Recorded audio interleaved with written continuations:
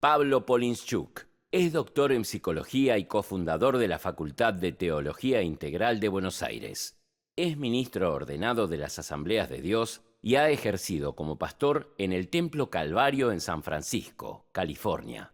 Además, ha escrito 9 libros y numerosos artículos, siendo uno de sus títulos más reconocidos El Consejo Integral. Recibamos con un fuerte aplauso a Pablo Polinschuk. Un placer, es un privilegio para mí estar aquí.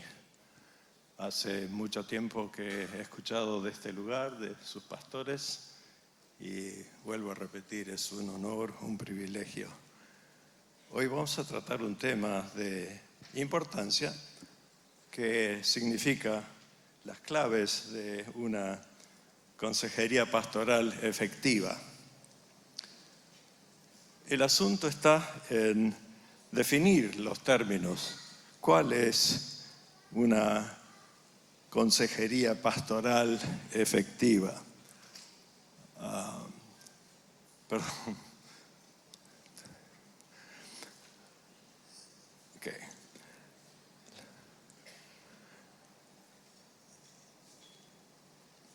¿Qué es la consejería? La consejería no es predicación, no es enseñanza didáctica, no es apologética, no es un debate. Es un diálogo interpersonal, intersubjetivo, de carácter asimétrico, entablado con respecto a la persona en necesidad. Presupone que la persona consejera posee el conocimiento, el entendimiento y la sabiduría proveniente de Dios y de su voluntad, expresado en su palabra, y que escucha con empatía antes de proveer su retroalimentación a la persona necesitada de guía o de consejo. Lo dijo bien Santiago, que seamos tardos para expresarnos, pero prestos para oír. En los seminarios, en los institutos bíblicos se enseña homilética, hermenéutica, cómo predicar, cómo enseñar, pedagogía, pero no se enseña mucho cómo escuchar. Yo me gané la vida escuchando, como psicólogo, porque muchos pastores no escuchan. Y la cuestión es que escuchar es un arte, es un trabajo, es un ministerio y representa amor, cuidado, respeto por la persona a la cual escuchamos. Asume muchas funciones, porque puede ser guía, sostén, soporte, suscita perspicacia, fomenta cambios del primer orden, conductuales, del segundo orden, las cosas subyacentes, los procesos cognitivos, emotivos, motivacionales que subyacen a la conducta, y cambios del tercer orden, que son más ontológicos, caracterológicos, de la persona en sí. ¿Quién es uno cuando nadie lo mira? Es parte intrínseca del ministerio, de la formación espiritual y del discipulado. Entonces, la cuestión es que, ¿qué modelo vamos a elegir para la consejería? ¿Qué clase de modelo vamos a tener? Si es analítico, si es dinámico, si es sistémico, si es estructural, si es estratégico o enfocado en solución problemas, o cognitivo, conductual, directivo, dialógico, metacognitivo, humanista, existencial, narrativo. Todos estos términos nos dicen que el consejo no es monolítico, no es una sola manera de hacer las cosas, y especialmente en la perspectiva cristiana integral, que es metacognitiva y dialógica, neumatológica y pericorética. ¿Qué son estos términos? La metacognición es pensar acerca de tus propios pensamientos, procesar tus propios procesos. Es decir, que uno está mirándose a sí mismo mientras está trabajando en la forma dialógica de hacer las cosas. Entonces, la cuestión es cómo podemos tener este diálogo que es interpersonal, intersubjetivo, pero que está infundido por el Espíritu Santo, de ahí viene la neumatología, pero también que nos entrelaza en arrastre, en sintonía, en unidad pericorética. Los santos de los primeros siglos querían definir la Trinidad y no sabían cómo, y sacaron esa palabra, cómo danzar juntos dentro de un perímetro, como el Padre, el Hijo y el Espíritu Santo. Entonces de ahí viene la palabra pericoresis, danzar juntos, compenetrados, interpenetrados dentro de un perímetro. Y eso es lo que el consejo es. Es una manera de ver las cosas desde arriba y verse a uno mismo trabajando con la persona, estar consciente de la persona, del diálogo de la persona y estar consciente también de la presencia del Espíritu Santo y de estar en arrastre, en comunión y en sí todo lo que podemos hacer. Así que es un proceso. Estoy medio perdido con todo esto porque estoy acostumbrado a manejar los slides desde mi propia perspectiva. Pero ¿hay un modelo exclusivo? No necesariamente, porque los principios que guían al proceso son las cosas del Espíritu Santo en nuestras vidas. Cómo podemos basarnos en las Escrituras, en la exégesis, la interpretación, que son claves en la efectividad con la cual el consejo es suministrado. El consejo espiritual integral puede emplear principios derivados de las investigaciones realizadas en el campo de la salud mental, pero que prueben ser fidedignas y confiables y que no violan los valores o desmerecen las creencias del cristiano. Entonces, en la perspectiva del problema a ser presentado, perdonen todo esto porque no es muy frustrante.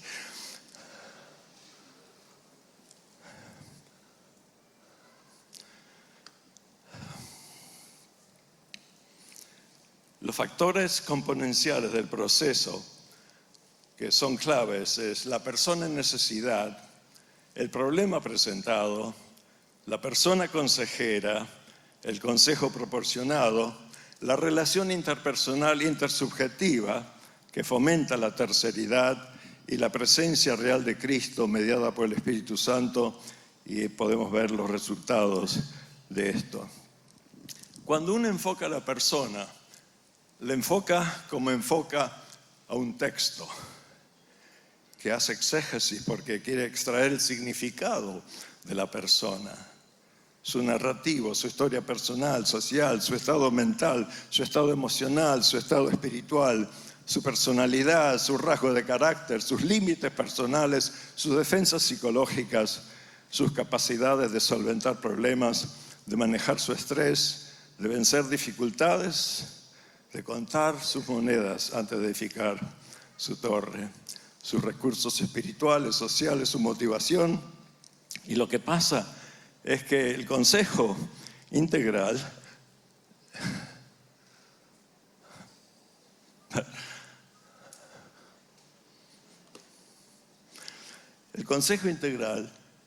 consiste en captarse a sí mismo mientras está haciendo la voluntad de Dios en prestar su consejo. La persona que habla, sus asuntos, sus necesidades, sus conjeturas, vertidas en quejas, en demandas, en peticiones, en diálogo, está interpenetrada con uno y nos presenta el problema. Pero uno que está escuchando, asesora, capta, persona y el problema, con empatía, con concernir, tiene que hacer un exégesis de la persona y ver su estado. A veces nos enfocamos en los problemas más que en las personas. Es muy notable que en muchas campañas evangelísticas preparamos consejeros y le damos como un manual. Si la persona es depresiva, estos textos. Si es ansiosa, estos textos. Es manualizado. Pero cuando nos encontramos en la realidad con personas en el ministerio pastoral y que vienen con problemas y con cargas, con dificultades, tenemos que ver qué problema tiene, pero ver el estado de la persona. Había un médico que se graduó de la escuela, pero quería especializarse en la cirugía plástica. Entonces tuvieron que ponerlo en la emergencia a esperar a que venga el primer paciente al cual él podía atender con su técnica. La primera técnica que aprendió era esas puntaditas chiquititas para cerrar una herida de forma tal que cuando se sane no quede una cicatriz. Entonces la ambulancia viene una persona toda herida y está el chico con la aguja, el hilo, esperando hacer su primer puntada. Entonces se pone a cerrar la herida y es obsesivo compulsivo y quiere hacer un buen trabajo. Y puntada por puntada, pasan 5 minutos, pasan 10 minutos y todavía está con la herida, pasan 15 minutos y ninguna enfermera tiene el tupé de decirle que el paciente se murió hace 10 minutos atrás. Y a veces nosotros somos muy técnicos en el problema y pasamos de largo a la persona que tiene el problema. Entonces es muy necesario atender a la persona. Y la persona es definida de manera teológica, de manera bíblica, como una persona creada a la imagen y semejanza de Dios.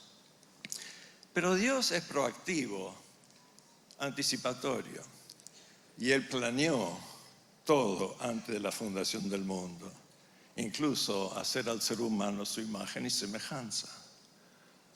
Cuando Dios planeó, nos ha preformado a su imagen, llegó el tiempo y nos formó en el Edén y luego en el vientre de nuestra madre. Hemos sido formados a la imagen y semejanza de Dios. El problema es que el pecado entró y nos deformó y hemos llegado a tener un estado deformado. Pero ahí no termina la saga humana, porque Dios nos ha informado del Evangelio aún en Génesis capítulo 3. La simiente de la mujer herirá a la de la serpiente. Y nos ha reformado a través de la gracia del sacrificio de Cristo. Y después de ahí no termina, sino que nos transforma. Somos transformados mediante la renovación de nuestra mente. Y al ser transformados, nos dirige a un camino, a un derrotero, a la semejanza de Cristo, y nos va transformando de gloria en gloria, conformándonos a la imagen de Jesucristo. Entonces, al final somos glorificados. Pero si sigue esta saga, hemos sido preformados, formados, deformados, informados, transformados y ahora siendo conformados y finalmente glorificados. ¿Y dónde estamos ahora? Aquí y ahora en la capital federal. Estamos reformados, siendo transformados, pero todos tenemos una tendencia que nos tira para atrás. El pecado no nos deja treguas, siempre está acechando a la puerta. Y esas rayitas que van para acá y para allá significan que el ser es dialógico, que dialoga consigo mismo como Pablo en Romanos 7. Yo quiero hacer el bien, pero no lo puedo hacer. Yo quiero evitar el mal, pero choco contra la pared. Y grito, ¿quién me puede librar de este cuerpo de muerte? Romanos 7 es un diálogo interno. La Biblia está llena de diálogos, pero no solo de diálogos, sino de retórica interna. En el Salmo 42, el salmista dice, ¿por qué estás turbada mi alma dentro de mí? ¿Cómo empieza? Mi alma tiene sed de Dios. Él habla con Dios y después se acuerda de sus enemigos que lo molestan en la mente. Dice, ¿dónde está tu Dios? ¿Dónde está tu Dios? Y lo molestan. Y después se acuerda de los amigos a los cuales llevó al templo a alabar a Dios, a engrandecer. Y finalmente se habla a sí mismo. Todos somos dialógicos, no solamente lógicos. Los diálogos internos los tenemos todos los días. ¿Qué clase de diálogos captamos en nuestro ser y cómo los captamos? los captamos metacognitivamente, mirándonos desde arriba, escudriñándonos, captando lo que sucede como Pablo se capta. Entonces, cuando estamos deliberando, conjeturando, rumiando en esos diálogos internos macabros, finalmente nos damos cuenta que tenemos a alguien adentro, al Espíritu Santo, que empodera nuestra voz y paramos la música, porque después de todo es un salmo. Paramos la música y decimos, espera en Dios, aún he de alabarle. ¿Quién dice eso? El mismo que dice, mi alma, ¿por qué estás tan turbada? ¿Por qué te afliges tanto dentro de mí? Ese diálogo angustioso ahora se torna en retórica interna. ¿Cuál es la diferencia? Que en el diálogo uno está quejándose, conjeturando, rumiando, pero en la retórica se da un comando, se exhorta a sí mismo, se anima a sí mismo y le dice a su propia alma, espera en Dios, aún he de alabarle. Lo mismo dice el Salmo 103, bendice alma mía a Jehová y no olvides ninguno de sus beneficios. Cuando el salmista dice, bendice mi alma a Jehová, se está retando, se está exhortando, se está animando.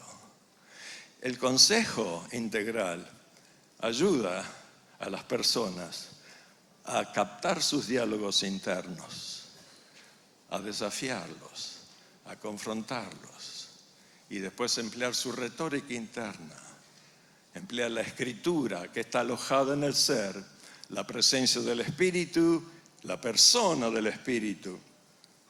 Y yo digo la persona porque aún en los pentecostales tenemos la usanza de hablar del poder del Espíritu como si fuera una influencia o algo como el prana del universo o algo esotérico que pulula en el aire o un viento o un fuego y todas las metáforas y nos pierde de vista la cuestión que es una persona como el Padre y como el Hijo. Es la tercera persona de la Trinidad. Tengo un colega que tenía un nietito de 3 años mirando la Guerra de las Galaxias.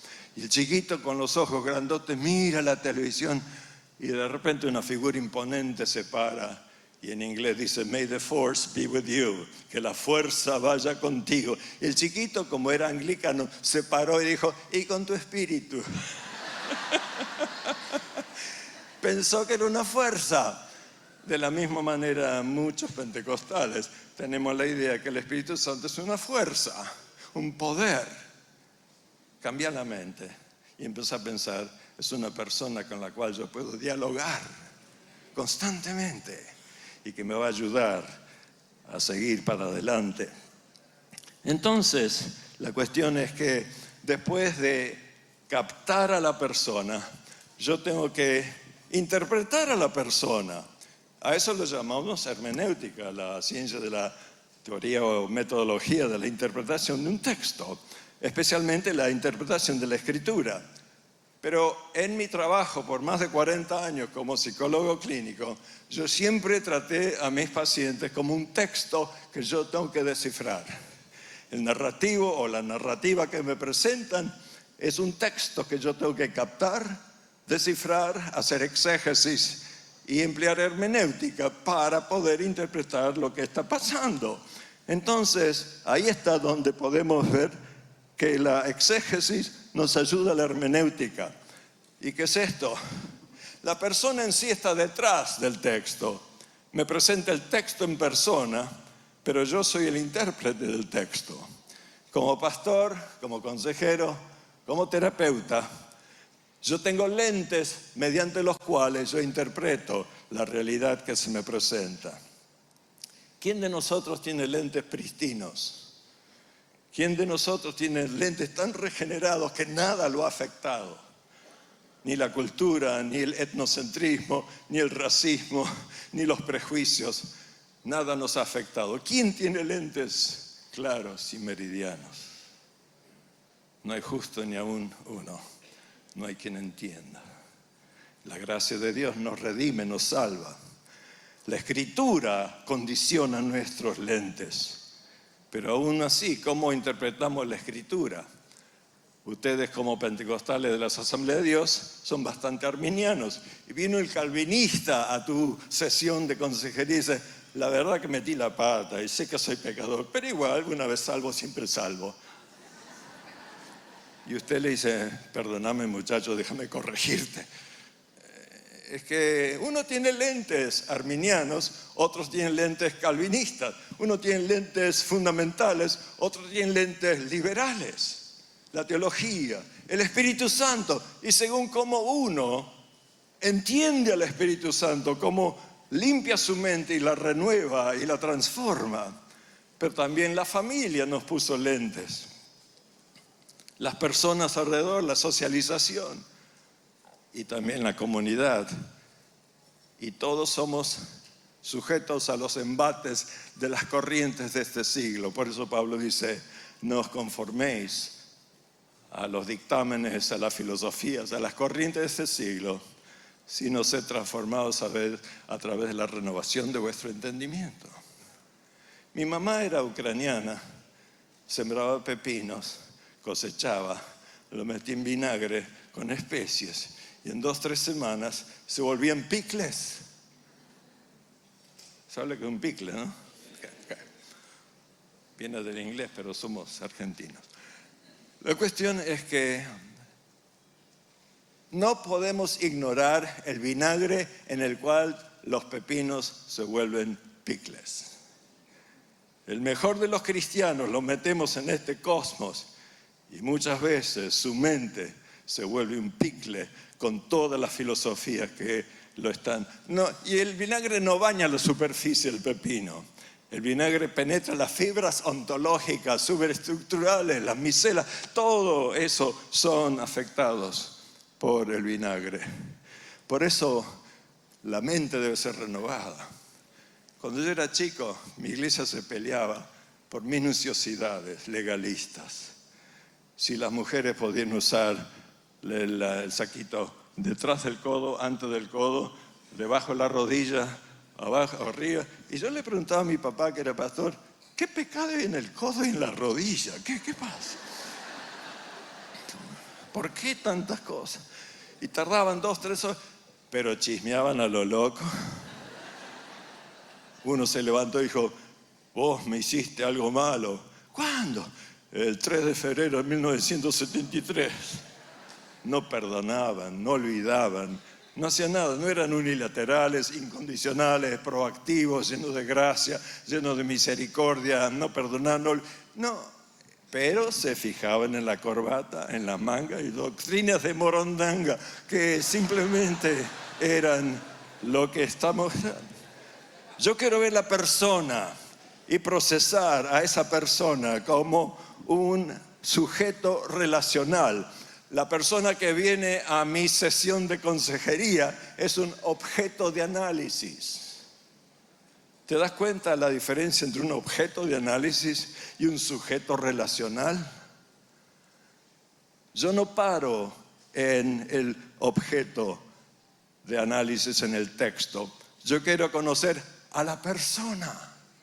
Eso se aplica a Cristo. El Cristo verdadero es la primeridad. El Cristo revelado en la Escritura es la segundidad. Y yo como terceridad tengo que aprender quién es Él.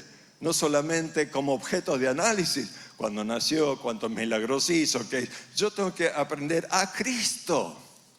No solamente acerca de Cristo.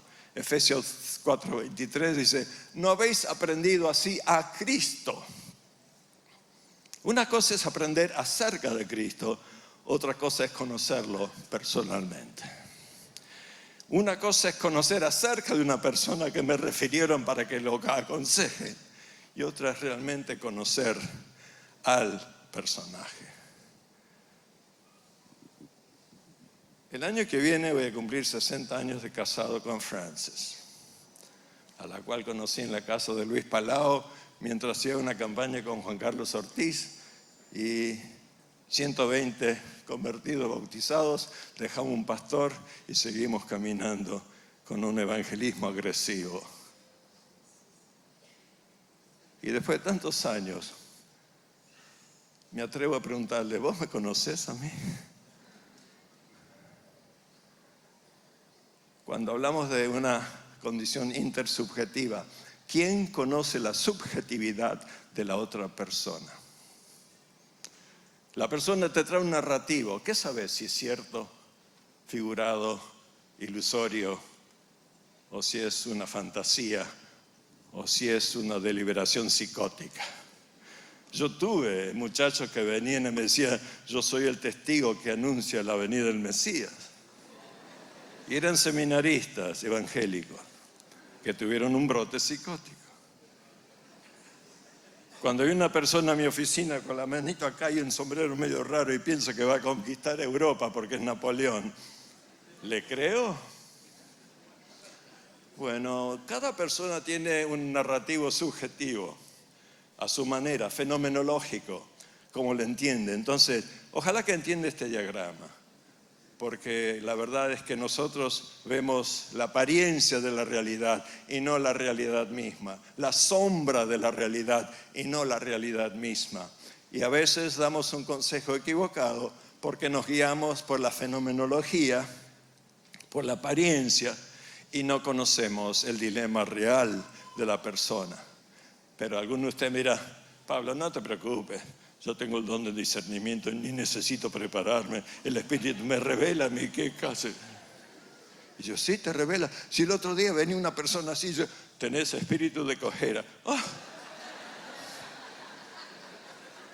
Tenés que ser espiritual para decir eso.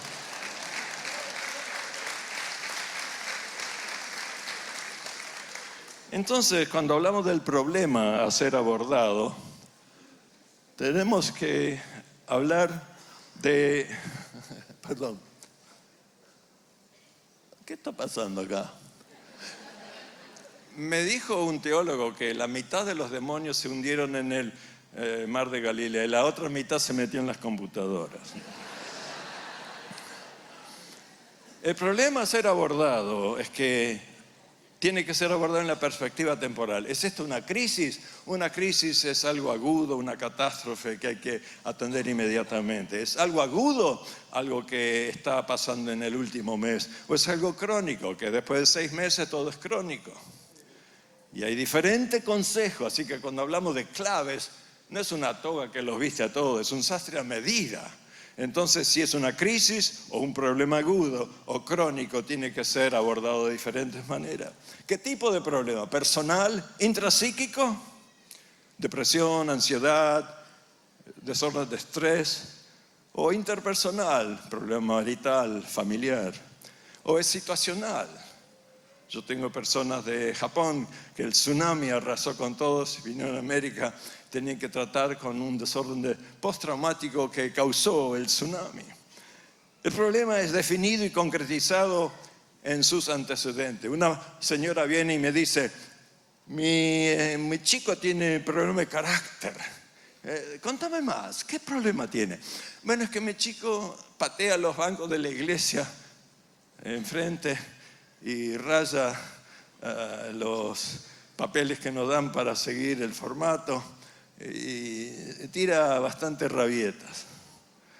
Entonces hablábamos de cómo ser bien administrador de la conducta de los niños. La otra madre viene y me dice, mi chico tiene mal carácter. Y yo ya me imagino, patea los bancos, raya las cosas y se porta mal. No, dice, contame más. Y la madre me dice, bueno, cuando él viene a la casa, se enfurece tanto que rompe la pared con el puño y dejó agujero en la pared.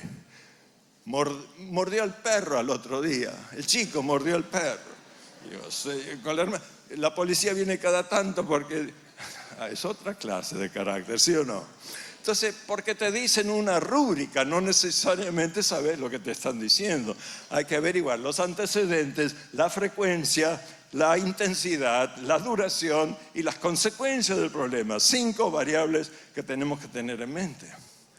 Estaba haciendo terapia matrimonial con una persona y otra y arreglamos un contrato, un quid pro quo, tipo del Antiguo Testamento. Ojo por ojo, diente por diente.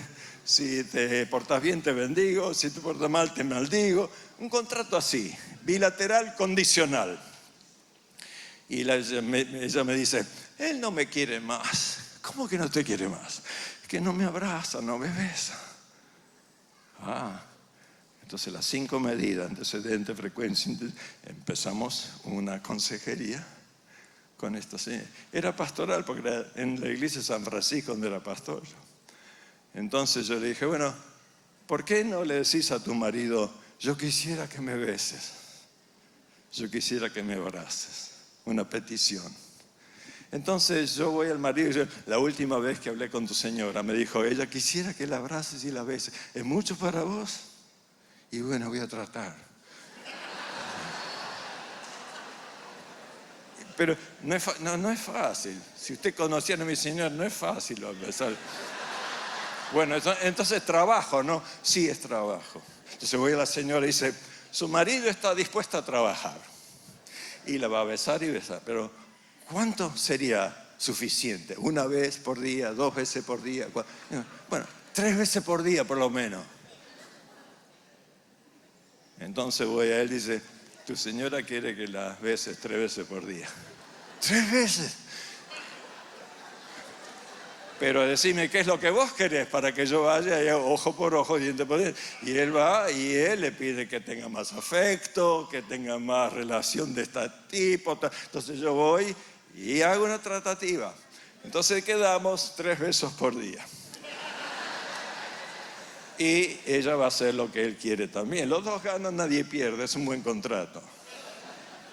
Si uno pierde, es difícil vivir con un perdedor. Si gana, es lindo vivir con 2 ganadores. Entonces, yo le digo, vamos a contar una semana, los voy a ver la semana que viene y vamos a ver cuántas veces te besó. Entonces, dígame, si son 3 besos por día, ¿cuántos besos serán una semana? Regla de 3 simple. No, 15. 15. Si trabajó toda la semana, necesita sábado y domingo off.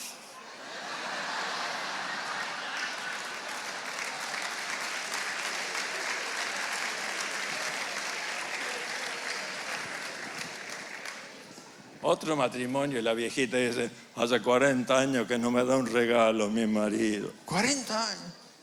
Sí, ahora viene mi cumpleaños, a ver qué pasa. Entonces uno lo anima, y por fin el tipo cede, entonces le regala algo. Entonces me ven otra vez, dice, ¿qué te regaló? Ay, no quiero decirlo. ¿Qué te regaló? Me regaló un sobrecito. ¿Y qué había en el sobrecito? Un terreno en el cementerio. Qué malandra. Pero no, escuchá. Si no le regaló nada en 40 años, algo es algo. Y más porque dice, estoy pensando en tu futuro. Bueno, pasó.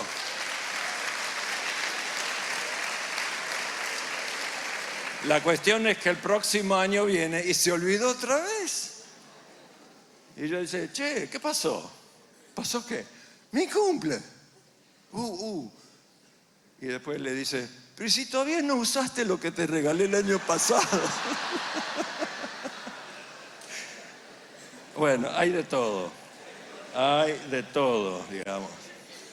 Bueno, podemos hablar de la persona consejera también, porque la persona consejera, no sé qué pasa acá.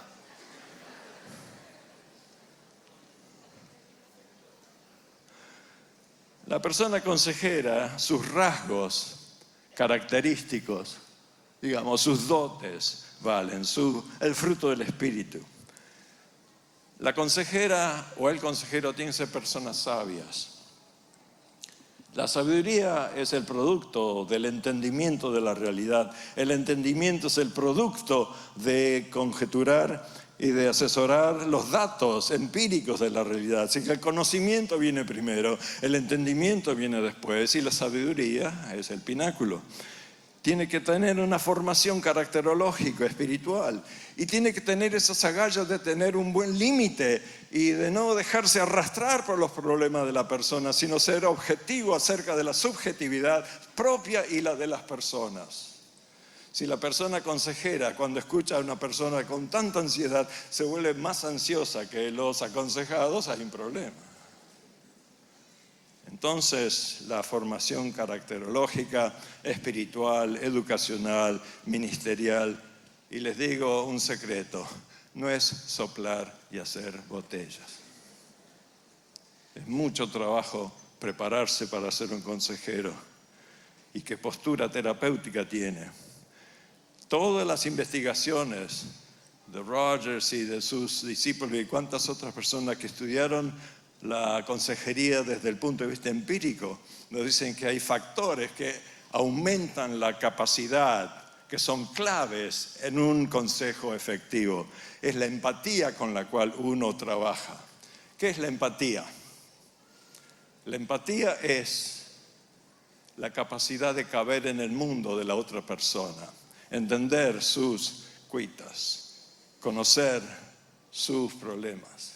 Y entonces, en ese sentido, es que estamos hablando de caber en el mundo de la persona y practicar hospitalidad. Jesús dice, el que a mí viene en ninguna manera le echo fuera. Entonces, aceptar, validar, encomiar a la persona con genuinidad, con congruencia, con capacidad metacognitiva, en una perspectiva espiritual.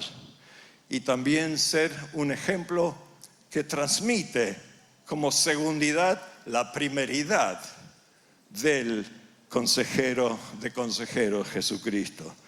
Entonces, tenemos que ver, si me permiten, otro slide, donde la persona que está vislumbrando al consejero como líder modelo, no para en el líder, sino tiene que ver los rasgos de Cristo en el líder.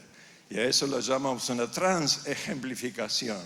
Que el consejero no es solamente un ejemplo, sino que trae el ejemplo de Cristo consigo y es el representante de Cristo a la persona. Ahora, el consejo provisto tiene que ser desde una perspectiva metacognitiva, dialógica, neumatológica, y entonces uno puede dar la cuestión. Y a veces uno tiene que entender qué clase de acercamiento tiene, qué conceptos uso de la Escritura. Hay muchos conceptos en la Escritura que son difíciles de entender. Y al entenderlo parcialmente no podemos hacer juicio completo o de tener una perspectiva mayor de lo que estamos haciendo. Parece que este aparatito no me funciona. Cuando yo tengo un concepto, por ejemplo, de transmitir a la persona, tenés que tratar con tus diálogos internos. ¿Qué pasa? ¿De dónde viene el concepto de diálogos internos? La epistemología. ¿Puedo captarlo? Indagación, exégesis, estudio. ¿Puedo procesarlo? Meditación, hermenéutica. Puedo definirlo, semiótica, semántica. Puedo explicarlo, didáctica, pedagogía. Puedo defenderlo, apologética. Puedo aplicarlo en mi vida y en la vida de la persona. Entonces, puedo expandir el panorama bíblico. Puedo expandir también lo que es el consejo bíblico. Se me está terminando el tiempo y rápidamente voy a decir, hay un señor, Jay Adams, que publicó un libro competente para aconsejar, que todo cristiano es competente para aconsejar. Cuando yo leí el libro, pensé escribir otro. Todo cristiano es competente de hacer cirugía del cerebro. Se te fue la mano. Sos competente si estás preparado, si estás lleno del Espíritu, si tenés la palabra de Dios que mora abundantemente en tu vida. La palabra nutseo es amonestar, exhortar, confortar, ayudar a todas las personas. Pero aparte de esa palabra, hay otras palabras que figuran en la Escritura que nos hacen ver a nosotros. Esto no trabaja. Hay otras palabras que nos hacen ver que uno puede confortar, urgir, exhortar, abogar. Y esa palabra figura en varios versos. Hay otras palabras que significan animar con urgencia, encomiar, edificar, confortar, consolar. Un tema integrado donde uno no solamente enseña, sino que escucha en diálogo. Y entonces puede usar toda escritura, porque toda escritura es eficaz para enseñar, redarguir, corregir, instruir en toda justicia, y es una guía, una nutrición, una limpieza, un escrutinio cabal, una defensa contra el mal. Y entonces en ese sentido podemos ver que uno usa la escritura, pero no como una herramienta. Uno es usado por Dios a través de la escritura para hacer su voluntad. Guía, nutrición, lámpara y todo eso nos hace ver que Cristo abre los ojos de las personas para que entiendan la voluntad de Dios. No solamente les da la palabra, sino que le explica. Termino con la noción de que Cristo, como consejero, se revela a dos discípulos y les ayuda a entender quién es Él después de la resurrección, y finge no saber nada. Dice: ¿qué pasa, muchacho? ¿Por qué está tan afligido? ¿Que no sabe lo que pasó? No, cuénteme. Y que esperábamos al Mesías, pero lo mataron, y ahí está.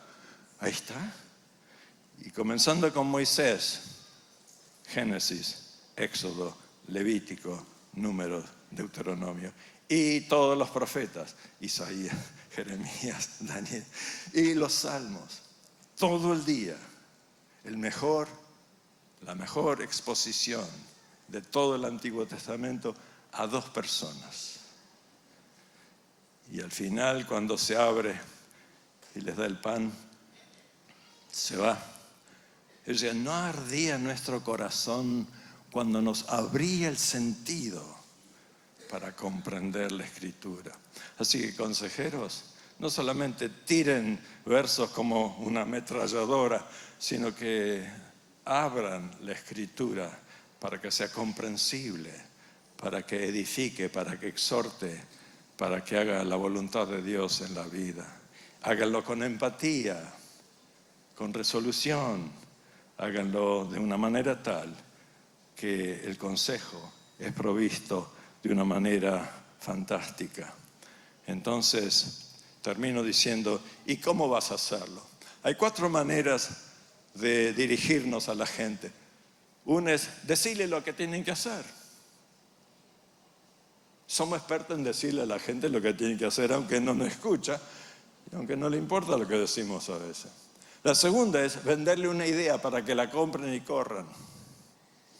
Una tercera es dialogar socráticamente. Y una cuarta es empoderarlos en entender y abrir la Escritura.